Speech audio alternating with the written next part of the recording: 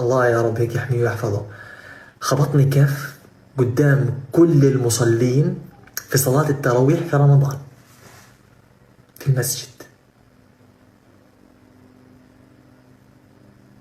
تا تا تا تا. والله بتذكر اليوم هذا ايش اللي صار يومها.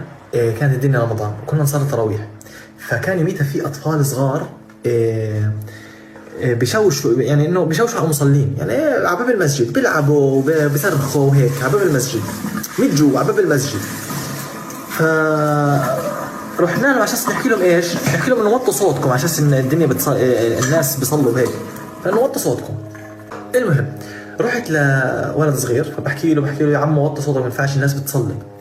لو بقول لي احنا نلعب ايش، قلت له يا عمو طيب ماشي بس العب هناك هذا. لو المشكله لو الولد ايش يعني غلط علي، فرحت قلت له يا عمو ابعد من هذا وزقيته. يوم الولد وقع على الارض وخبط كوعه في الارض. حلو. المهم الولد رايح لابوه وابوه جاي على المسجد. حلو. المهم فابوه اجى على المسجد فوقف قدام الناس في الصلاة. قلت بين الأربع عندنا في غزة بين كل 4 ركعات، يعني بكون 8 ركعات، بين الأربعة والأربعة بيكون في زي استراحة، زي في درس أو إيش زي هيك. تمام. فإجا كان أبوي قاعد، فإجا لو يحكي لأبويا الله يعطيك العافية يا أبو الناجي قدام الناس، لو بقول له الله يعافيك، لو بقول له هيك ابنك بضرب ابني، لو أبوي بقول له ابني، قال له ابنك صالح ضرب ابني. قال له كيف ضربه؟ قال له ابني صغير وكيف يضربه وانتوا بدكم شو اسمه انتوا بتحكوا للناس انه قلت بده يحاول يغلط ابويا. حلو. انه ابويا يدافع مثلا يدافع عني ويغلط يعني يحرج ابويا قدام الناس. المهم فلقيت انا قديش كان عمرك؟ كان عمري 22 سنه، ما بعرف 21 او 22 سنه. فابويا ناداني تمام على الميكروفون قال لي صالح، فانا قلت له يابا. قال لي تعال. راح قال لي انت ضربته يابا؟ قلت له يابا والله زقيته هذا.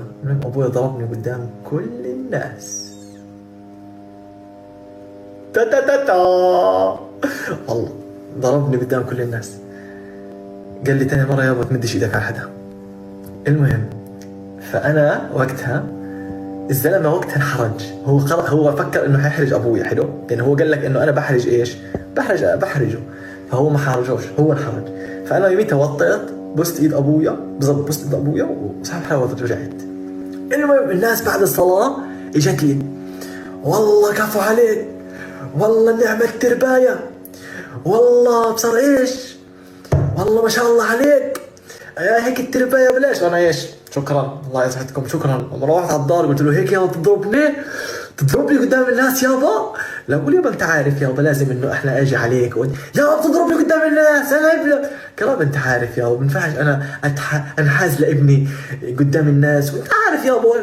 قلت له خلاص مسامحك يابا.